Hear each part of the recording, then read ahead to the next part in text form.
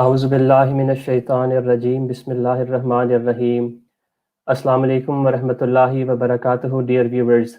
I welcome you to the Northeast Region YouTube channel. Today is our second dars of a series of dars that we will be presenting to you throughout Ramadan. For today's dars, we have Maulana Tahir Selby Saab, who is the regional missionary and the Imam of the Nasir Mosque, Hartlepool. I would urge all members to attend these dars with their families, especially children, so that all can benefit from it. These dars help us understand the Holy Quran. We are very fortunate that the Murabbiyan delivering dars have vast experience and knowledge in the study of the Holy Quran. I would also like to inform our viewers that they have an opportunity to ask questions relating to today's dars. You can send in your questions through WhatsApp or SMS on the mobile number that will be displayed on your screen throughout the dars. You can also post your questions in the chat. We will present these questions to Murabbi Saab at the end of the dars. With that, I would now request Murabbi Saab to please proceed with the dars. أشهد أن لا إله إلا الله وحده لا شريك له وأشهد أن محمدا عبده ورسوله أما بعد فأعوذ بالله من الشيطان الرجيم بسم الله الرحمن الرحيم. Today we will continue the dars from Surah Al-Mu'minun, chapter 23, part 18.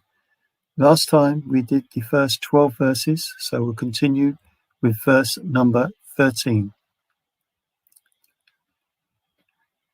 وَلَقَدْ خَلَقْنَا الْإِنسَانَ مِنْ سُلَالَةٍ مِنْ طِينٍ ثُمَّ جَعَلْنَاهُ نُطْفَةً فِي قَرَارٍ مَكِينٍ. Verily, we created man from an extract of clay, and then we placed him as a drop of sperm in a safe depository. So verse 13, وَلَقَدْ خَلَقْنَا الْإِنسَانَ مِنْ سُلَالَةٍ مِنْ طِينٍ. That verily we created man from an extract of clay. So after explaining the 7 different stages of the spiritual growth, last thus, and the development of believers, the next verses give us a beautiful description of the growth of the human fetus. It defines the different stages through which a child passes, from the stage of a drop of a sperm to that of a fully developed human being. But the precise details has confounded scientists, as how is it possible to know this without the aid of a microscope? Now we've got to bear in mind that in the time of the Holy Prophet Muhammad, which was 1500 years ago, he was living in a place where there was no universities, no schools, nothing like this. And the science of that time was still very limited. They still thought that the earth was square, that in fact the earth was the center of the universe, and so on and so forth. And so to declare such things as the Holy Quran did at that time, where there was no way of proving these facts as well, was a remarkable thing. And this is what is confounding these scientists, that now, with the aid of the telescopes and the microscopes, they can discover such things. But these things which is mentioned in the Holy Quran is unable to be seen from the human eye. You need a microscope. So how was it possible for him to say it? And it proves that it must be not the word of man, but the word of God. So this verse begins a description of the process of creation of the noblest handiwork of God, being man, from the earliest stage when he lies dormant in the form of dust. The chemical substances of the earth, through a slow process of change, became converted into the life germ by way of food, which a human being eats. Now, another way of looking at this verse is that how man came about in the first place. The Holy Quran explains that man passed through a stage known as driving in clay. This is a verse from the Holy Quran, which describes the exact process that the DNA had to pass through. The DNA had to leave the water, which they call the soup, the big soup, and it dried by the sun. And then at exactly the right moment, it had to be returned back to the water. Now, the scientists say that if it remained on the land for a fraction of a second too long, or a fraction too short a time, then this would have continued this process indefinitely. Now, of course, we know that it happened because we're here.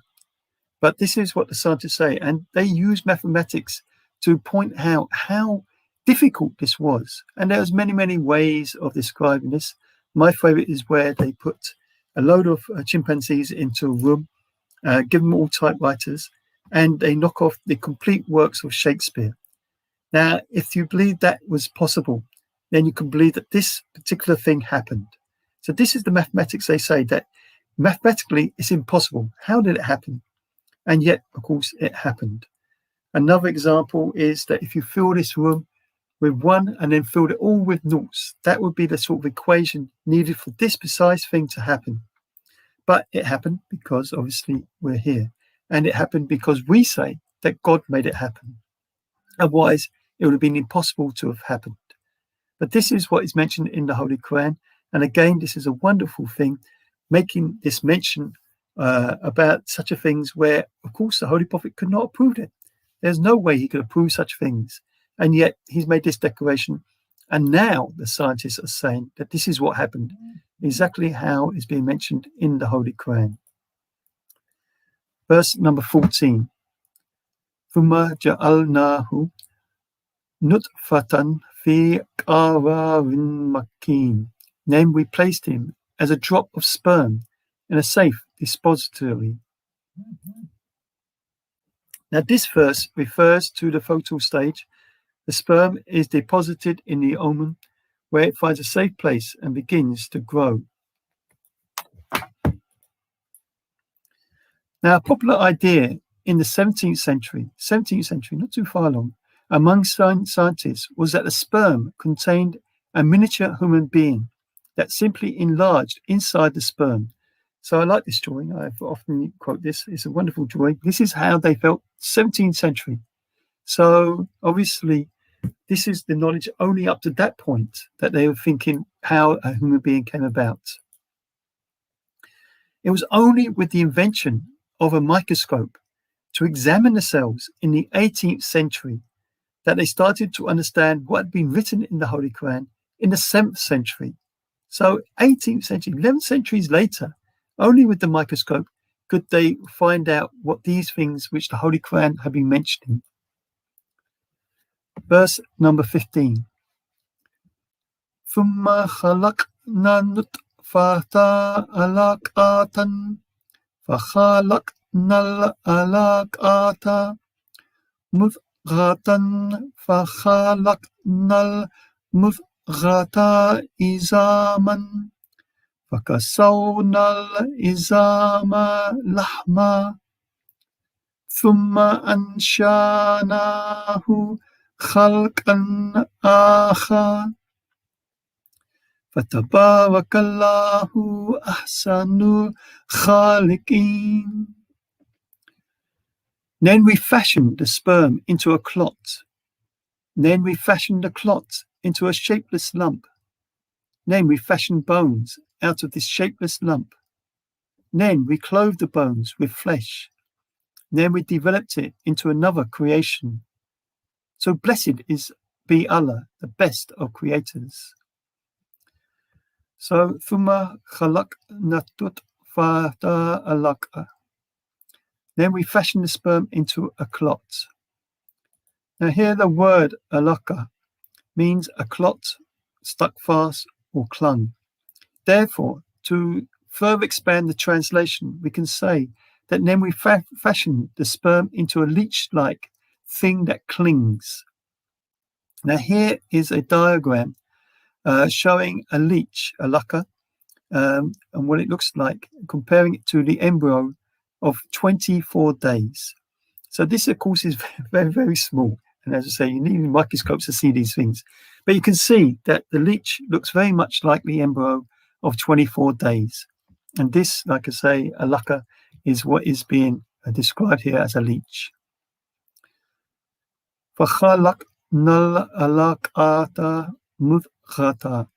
Then we fashioned the clot into a shapeless lump.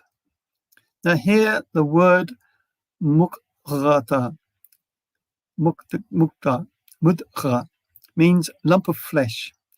Therefore, to again expand this translation, we can say that then we fashioned the alaka, the clot, into a chewed lump. Now the term chewed lump, mudghah, corresponds exactly to the appearance of the embryo during the somite stage of development. Now again, we've got some diagrams here. So you can see that a human embryo at 28 days, and it's in figure A, and it's showing several pairs of these bead-like somites. Now, next to it in B is this plasticine model of the embryo, and with some teeth marks on it. So chewed lump, and this is how it's showing a chewed lump. So again, showing remarkably how similar they are. And this is only 28 days. So then we fashioned the bones out of the mudghah. Then we clothed the bones with flesh. Then we developed it into another creation. So blessed be Allah, the best of creators. So then we fashioned the bones out of the mudghah, which means that from the mudghah, God created bones. After this, God covers the bones with flesh and skin and other organs, and then he perfects his creation internally. So at this stage, the body in the womb develops what is called the soul, and that comes from within itself. Now the Quran has described this remarkable change in the words, then we developed it into another creation. So this shows that the soul is not imported into the human body from outside, but actually it grows in the body as it develops in the womb. As soon as the relationship between the soul and the body becomes completely adjusted, the heart begins to function. The soul then has a distinct existence of its own apart from the body, which henceforth serves it as the shell. So the shell, we know the body is there. And the soul, of course, this is something which you can't see through the x-rays or anything like this. But that is basically there, and it's been affected all the time by all the works that we do, the good works, the bad works we do. So the translation again of this is that then we fashion the sperm into a leech-like thing which clings, alaka. Then we fashioned the alaka into a chewed lump, mudghah. Then we fashioned bones out of the mudghah. Then we clothed the bones with flesh. Then we developed it into another creation. So blessed be Allah, the best of creators. So, as I said, this is a remarkable thing which the scientists are baffled about, how the Holy Quran mentions these things. But, of course, the Holy Quran is the word of God. And it beautifully explains about God's creation, showing indeed that the word of God, the Holy Quran, goes hand in hand with the works of God, thus proving the existence of God. So blessed indeed is Allah, the best of creators. Verse 16. ثُمَّ إِنَّكُمْ بَعْدَ ذَلِكَ لَمَيِّتُونَ. Then after that, you surely must die. So after man has attained his full development, there sets in a process of decay which finally ends with death. Now it is an unchangeable law of nature that all life must end in decay and death. Allah alone is ever living. Verse 17. ثُمَّ إِنَّكُمْ يَوْمَ الْقِيَامَةِ تُبْعَثُونَ. Then on the day of resurrection will you be raised. After death, man again will be restored to life in order that he might continue to make spiritual progress in the life to come, which knows no end. So, of course, this is what all believers believe in. Of course, disbelievers don't believe in this life after death. But for a believer, this is actually gives us now a purpose, a goal, a direction to go in life, that we should be aiming to win this paradise, because that is the real life. So with this, the knowledge of the hereafter, that, like I say, gives us that purpose in life. The progress he makes in the present life constitutes only a beginning stage. Of course, a lot of people, they think that this is the be-all, end-all, and it's the end. But not for believers. We believe this is only a beginning. In fact, it's not about this physical life at all, but it's what you take to the next life. Now, often I help people to try and understand this point by giving this description, that we've actually lived a whole lifetime in the mother's womb. You was there for 9 months, completely dependent on your mother. You couldn't survive without your mother. So for 9 months, she was growing in the womb of your mother. And this was, in fact, a whole lifetime. Now, the point is that what do you remember about it? A whole lifetime. What do you remember?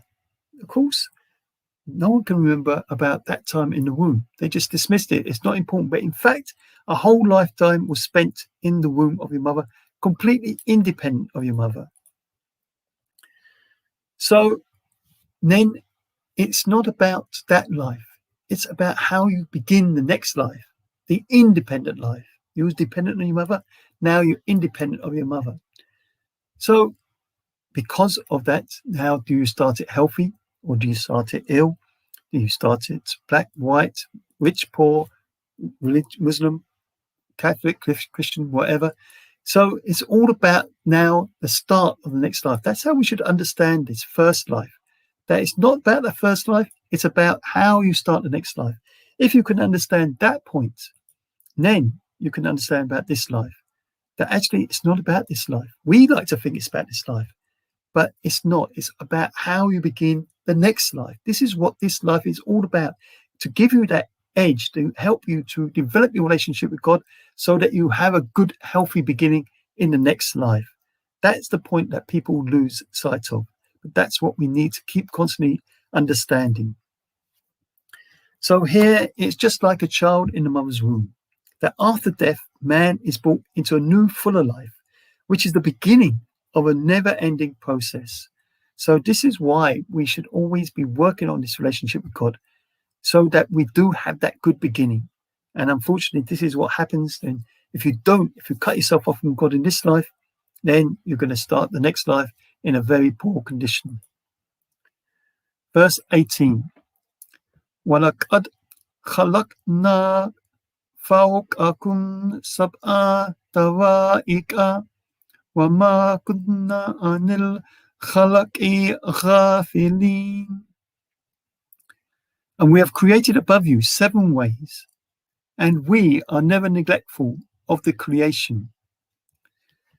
The 6 stages of spiritual progress described in the first 10 verses of this surah actually becomes 7 if paradise on verse 12 is counted as the last stage of your spiritual development.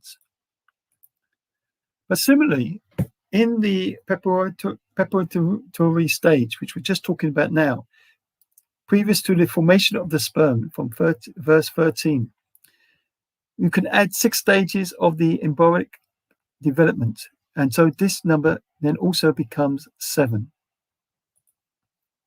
So thus the 7 ways in the spiritual heaven to which reference has been made in this verse corresponds to the 7 stages of the physical development of man mentioned in verses 13 to 15, which we've just been going through. So the words, we are not neglectful of the creation, means that God has not neglected to make full provision for both man's physical and spiritual developments. Verse 19. وَأَنزَلْنَا مِنَ السَّمَاءِ مَاءً بِقَدَرٍ فَأَسْكَنَّاهُ فِي الْأَرْضِ وَإِنَّا عَلَى ذَهَابٍ بِهِ لَقَادِرُونَ.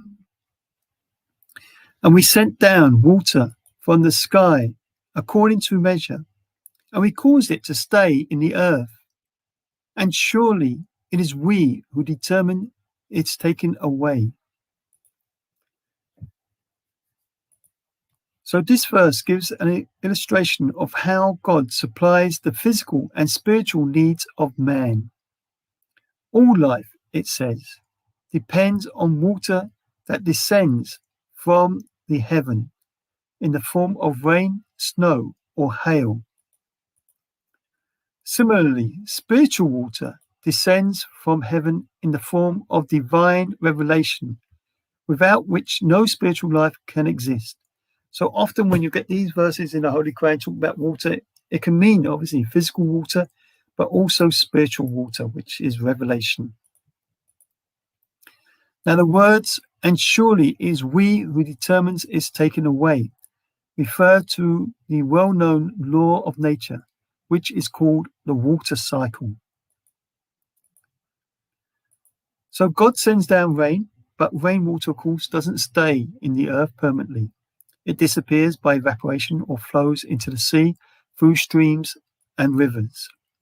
The earth again becomes dry, but then fresh rain is needed to make it fertile. So this is what is known as the water cycle.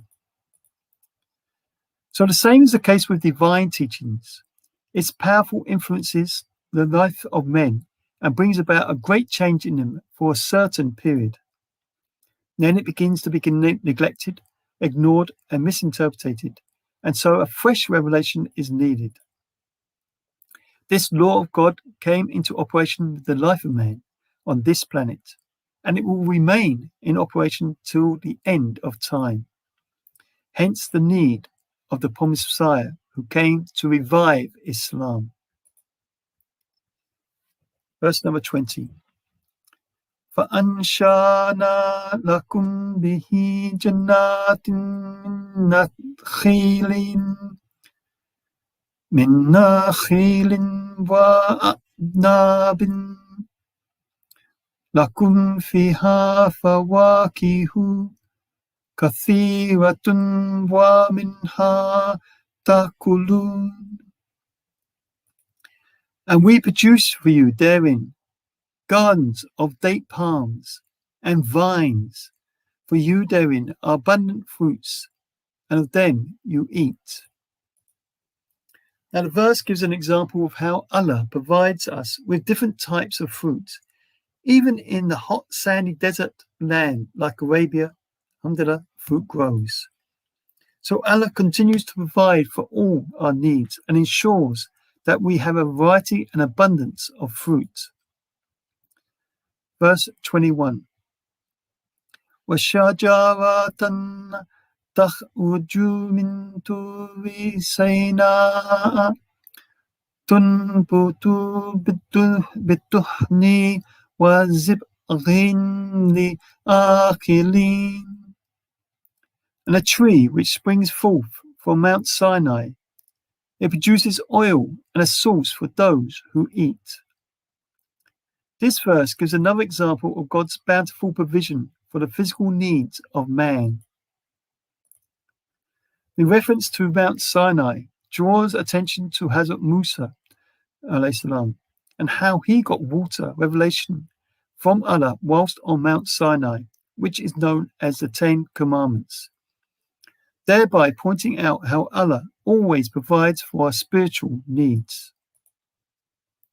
Now the tree referred to in the verse which springs from Mount Sinai and produces oil, it's interesting to note that a nearby monastery was provided by olive trees on the mountain with oil for their food and lamps.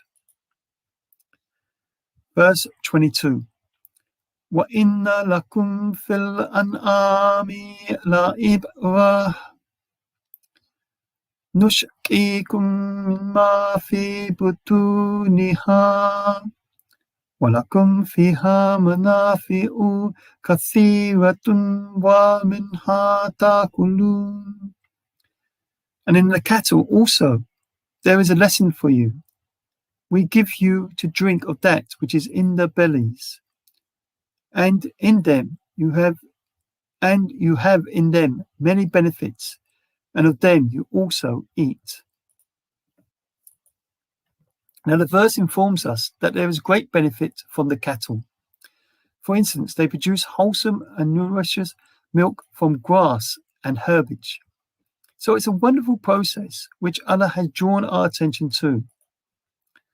So as grass is turned into something pure, likewise for man to pass from ignorance to knowledge, it needs the assistance of divine revelation to help develop his moral and spiritual development. And on them, verse 23, وَعَلَيْهَا وَعَلَى الْفُلْكِ تُحْمَلُونَ. And on them and on ships are you born. This verse continues to explain the benefits from cattle and how man can find them very useful. For instance, we can eat their flesh, we can drink their milk, and we can use them to carry heavy weights.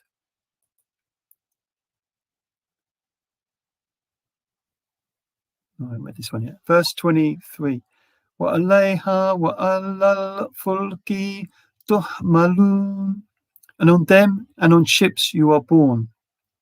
So likewise, ships are also extremely useful things and very beneficial for man as means of transport and carrying goods. Allah is constantly providing for our moral and spiritual needs. So this ends the ruku, and so we've finished the das here, and now it's open for any questions or any comments that you'd like to make. I put the verses we've recited to help remind you in case there's any points, but there's a lot of subjects we've covered here, so I'm hoping that we will have some good questions. Jazakallah, Rabbi Sahab. Yes, we have received some questions, starting with the basic one. We have received a question which says, why is Ramadan necessary? I believe this is from our Nasra, one of our small children. Right. I mean, it's a very blessed month. And as we said, this is Allah's month. Allah gives us 12 months in a year. 1 month, only 1 month, he's asking that this is my month. Now, we have to understand that Ramadan, the month of Ramadan, is not about fasting. The real purpose of Ramadan is to purify yourself, to become righteous. And so this is what Allah wants. He's given us this 1 month and said, look, this is your spiritual month. This is the month where you've got to make sacrifices of food, of drink. This is the month where you've got to purify yourself. And then from the habits that we make during this blessed month, hopefully, inshallah, that will carry us through all throughout the rest of 11 months until, again, we get refreshed over the next month of Ramadan. So, in fact, if we think about this, it's a great blessing by Allah that He realizes the importance, obviously, as we've just been saying in the dust, of the spirituality of improving ourselves. And so He's given us this 1 month and said, look, this 1 month is my month. Use this month, develop yourself, become righteous, and then that will be good for you. So this is why we have this month of Ramadan. The giving up food and drink is just one small part of it. But of course, we should be reading the Holy Quran more while we're doing the dust today. We should be praying more and behave very, very nicely, making sure that we don't do anything bad, we don't speak anything bad. And so when you go into this month, you should be coming out of this month a much better, much more spiritual, much more righteous person. If you've done this, then you can say, yes, I've succeeded in this month. Allah is pleased with me because I'm a better person. Okay, so I hope that's explained that. Jazakallah. And Rabbi Sahab, we've got another question which says, if the soul is born with the body in the womb, when a person dies, does the soul remain alive for the next spiritual life? Right, good. I was hoping that someone would talk about the soul.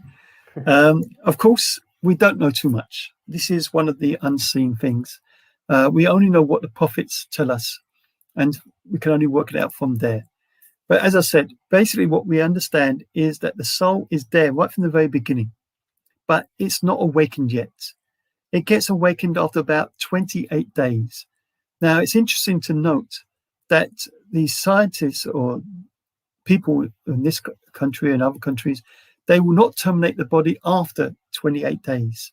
So if you have an abortion, it can only happen before that time, because they say that now this is a life. And this is also what we believe, that the soul awakens up and now it becomes a life. So before then, it's still developing, but after 28 days, now the soul is awoken. But still, obviously, it's still within the baby and it's growing and developing. So then when we are born and we become this independent person, so now, once we reach the age of understanding right and wrong, so obviously the first few years we may not understand, but once we understand what is right, what is wrong, what is God telling us to do, what God telling us not to do, so every action we do affects the soul. And so every good work, it brightens the soul, and every bad work darkens the soul. And this goes on throughout the life. Now, as I said in the dust, we can't X-ray it, we can't see, it's unknown, we can't see this soul. Sometimes you can look at a person and you see the awe. If you see the Khalifa, for instance, you see the awe coming out of him, the righteousness, and that's his sort of soul extending out. And sometimes you can see a person, you see the wickedness. You think, oh, this person looks very dodgy, very bad. So sometimes you get a taste of it, but generally we can't see, we don't know whether a person's soul is bright or dark. But the brighter the soul, and this is important to understand, the brighter the soul, the more it can see spiritually. And this is what the Holy Quran says, that people sometimes are deaf, dumb, and blind. What it means is that the soul is dark. They can't see, they're blind, they're spiritually blind. And no matter how clear the signs are, we of course have got the Holy Quran, a great sign from God, how clear that is for us. But for other people, it's just words. It's meaningless. They don't see anything. And so the brighter your soul, the more clearly you can see God's signs. That develops in this spiritual, in this physical life. And that brings us that inner peace within ourselves. That the more you develop your relationship with God, the more the soul is at rest and such, at peace. Now, when we die, which is the question you're answering, this physical body just dies. It rots away, decays, as we know. But the soul then moves on to the next stage, which is called the barzakh, the middle stage, the waiting stage. Now, what we have to understand again is that in this physical life, we are tied down by time. We develop, we grow according to the age and as we're developing. But in the spiritual life, it's timeless. It's a different state completely, the spiritual state. It's not affected by the time. We don't have this decaying as we have in this life. So the soul is waiting for this day of judgment to happen. And the souls, all the souls will be waiting in this barzakh, this middle period. And it won't be affected at the time. So it means then that whenever you die, you will, like everyone else, come out of it. It seemed like the same time because there's been no effect of time. But you can somehow develop slightly the soul in that period. This is why we send blessings on the Holy Prophet, why we pray for our parents, we do good works for our parents. But of course, not enough for them to come out of a state of hell into a state of heaven. That's something we have to do ourselves. But maybe make the soul a bit more brighter than what it was when it went in there. So then on the day of judgment, and again, we have to understand that day, as we said before in other das and speeches that we've done, that day, yom, is a period of time. So it's not the 24 hours that we have, that the sun rises, sun sets, and so on and so forth. It's a period of time. And it could be billions of years. So when we say a day of judgment, we're talking about a long, long period.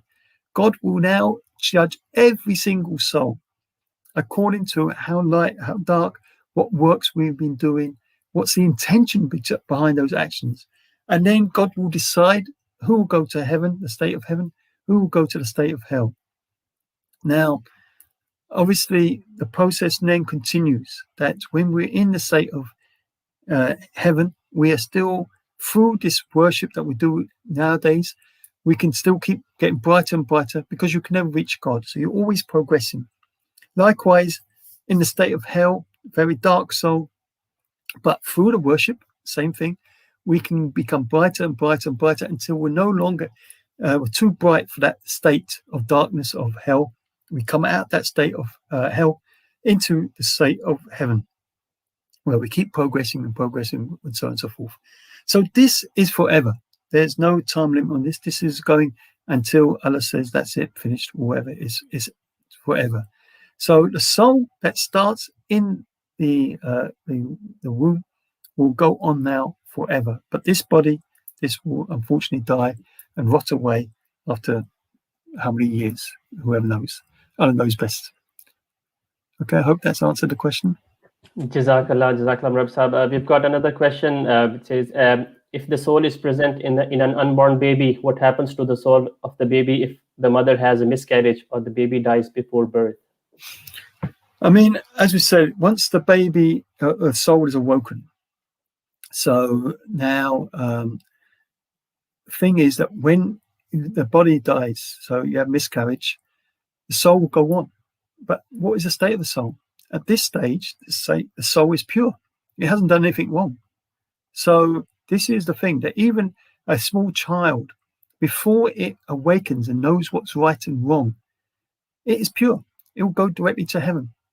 My brother, he's still alive. He's 64, I think he is old, but he's got a mental age of about 2-3 years old. So although he's 64 years old, he still hasn't awoken as such and knows what's right and wrong. So we believe that when he dies, he will go straight to heaven. He's pure. He's innocent. So all those babies, this is some good news you can get. Obviously, no one wants to lose a baby, but that soul will go straight to heaven because it's pure. It hasn't done anything wrong, and so it will go to heaven. And this is what we see with the youngsters as well, that they're pure. Until obviously they become right or wrong, they start doing evil things, they're very pure. So this is why we see that they're very angelic, they're very pure in nature. Jazakallah, there's one more question regarding this. Is abortion allowed in Islam? I've heard that abortion can be done before Allah gives soul to the body. Is it true? Only if the mother's life is in danger. So obviously life is very, very important. We cannot take a life, and we can't commit suicide, and we can't do abortion. But if the mother's life, which obviously could maybe by having an abortion have many other children, if the mother's life is in danger and the doctors say that she's going to die if you don't have an abortion, then and only then you can have abortion. Otherwise, abortion is not allowed. We're not allowed to take life. We've got some questions which are not directly related to Dars, but I will still present it to you. Yes, sure. It says, why is Hajar Aswad so holy for the Muslims? Is there any evidence of relation of that stone to human evolution, or may be an asteroid coming from the space? Why is it sacred for the Muslims? Yeah. I mean, as you said, we don't know where it came from. A lot of people do think that it was some sort of asteroid or something like this that came on the earth. What we do know is that the Holy Prophet, before obviously he became a prophet, he was involved in the placing of the black stone. You know the story, but I'll quickly go for it, where the Quraysh were rebuilding the Holy Kaaba. So obviously the black stone had been there a long, long time before, maybe in Abraham's time, maybe even in Adam's time, whoever built it first of all. But now the Quraysh were rebuilding it. And this problem arose. Who should have the honor of putting the black stone into place? And it got so bad that they was going to have a fight over it. So they said, okay, whoever the next person is, we'll ask them to try and find a solution of who should be the one to hold this honor. And it so happens that Allah sent the Holy Prophet Muhammad, as I said, before prophethood. He came and they knew him. They knew he was trustworthy, truthful, and they were very happy to see that it was the Holy Prophet. And so they asked him that this is the problem. What should we do? And so he resolved it by getting a cloak and then putting the black stone in the middle of the cloak, and then asking the leaders of the Quraysh, each different tribe, to hold the ends and take it to the Holy Kaaba, where he then put it into place. And in this way, everyone had the honor of taking the holy black stone and putting it into place. Also, we know that the Holy Prophet Muhammad kissed the black stone, and the main thing is that it's a marker. So if you can imagine, you're going round doing tawaf 7 times around the Holy Kaaba in an anti-clockwise direction. How are you going to count? So when you see the black stone, you know that's a starting point. And every time you go round and you come to the black stone again, it's another one. And again, another one, another. And so you get to 7. So we don't believe that it is something we're worshipping. So it's not sacred in that. But because the Holy Prophet kissed it, and obviously it's a marking and he was involved in it, so we give it that respect. And so therefore, when people go for Hajj and things like that, if they can, they touch it. But because there's obviously millions of people, sometimes it's not always that easy to get there. In fact, it's very, very hard to get there. So just point to it and do it there. So the Holy Prophet kissed it. So out of respect of the Holy Prophet, we do it, but not because we worship the black stone. So that black stone is just a stone. It has no powers. It's got nothing. But because of the history of the black stone, that's why we give it respect. So I hope that's explained it for you. Jazakallah. Another question that we have is about the divorce, and they want to know whether saying 3 times talaq to your wife during your fight or something, whether it is considered divorce or not. Well, Gandhi say so, but actually you can say it 3 times, you can say it once, you can say it 100 times. It just counts as once. There's a lot of confusion with this, unfortunately, because of Gandhis, where they've taken it as a jest, and they think that by saying talaq, talaq, talaq, you jump over the other 2 and you come straight to the unbreakable divorce, irrevocable divorce. This is not the case. Divorce is divorce, just like you have in this country and whatever. If sadly a marriage breaks down, of course no one wants to see a marriage break down, but there are checks in Islam.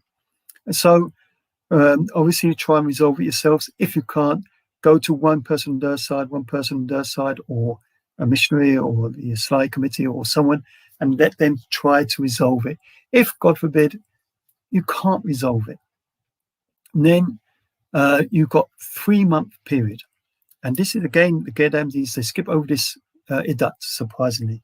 You're given a 3-month waiting period. And the idea of that is to see if the woman is pregnant, because that, again, may change things. So if she is pregnant, she has to tell her husband, and maybe he may not want to divorce once he knows that she's pregnant.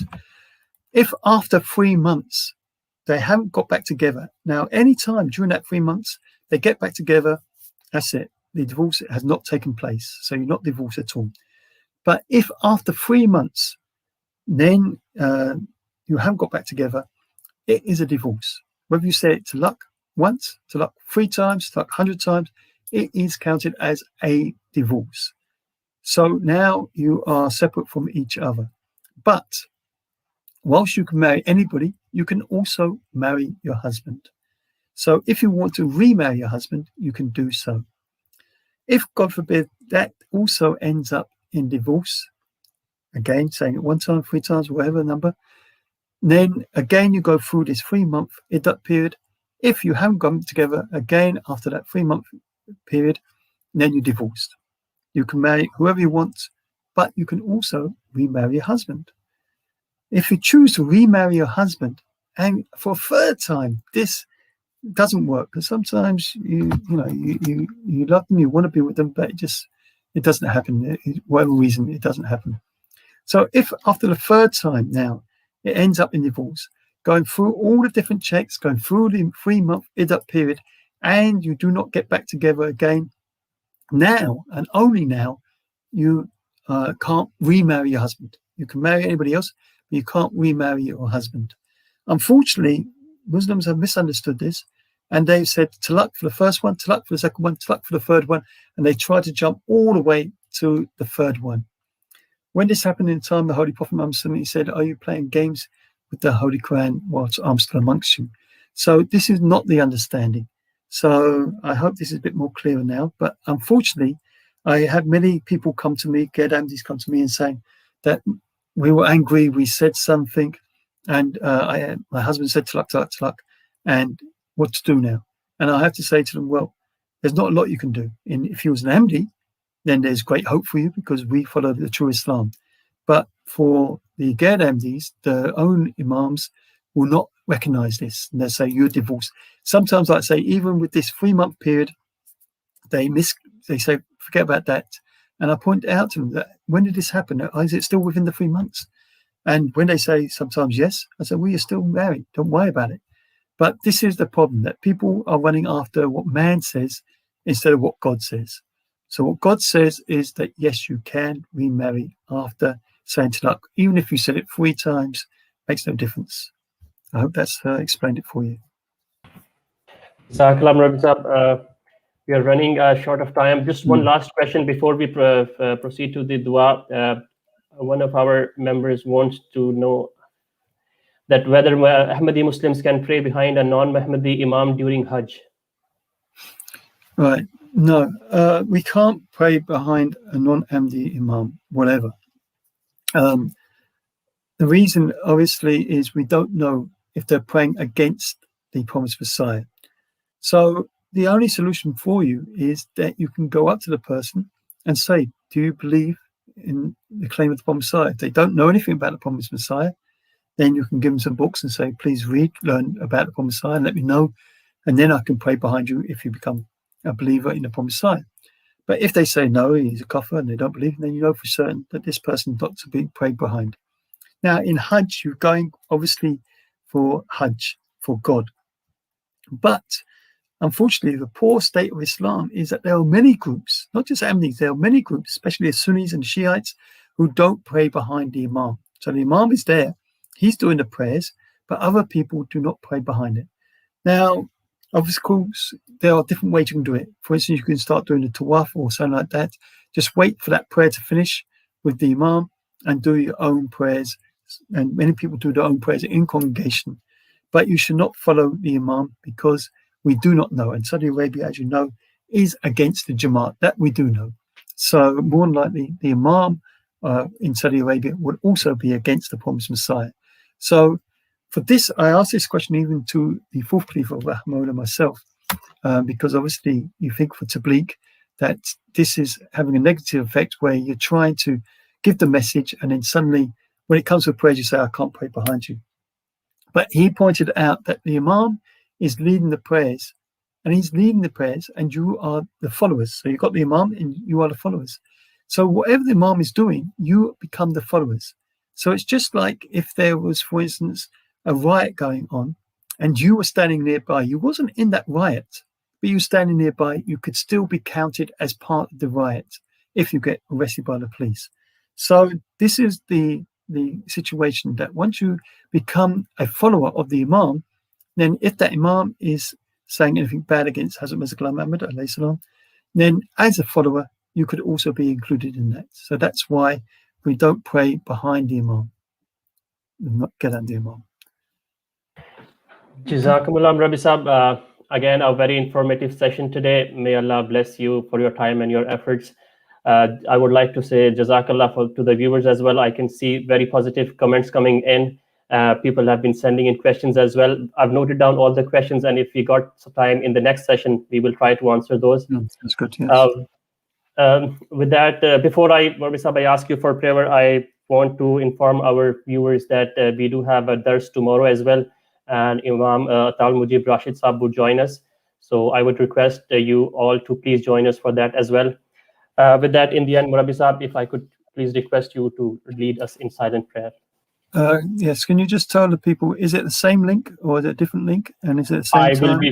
I'll be sharing a different link for that. Different poster and a different link would be shared with everybody. And the same time or a different time? Same time. The same time would be same 7:30. Okay, good. I just wanted everybody to know so that they knew what was happening. Okay, please join me in silent prayer. Bismillah.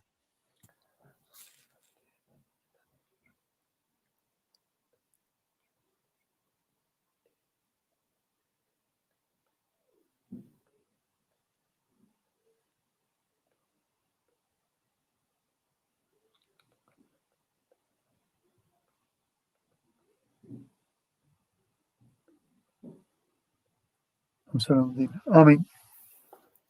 Ameen. Okay. Assalamu alaikum. Jazakallah. Assalamu alaikum wa rahmatullahi wa barakatuh.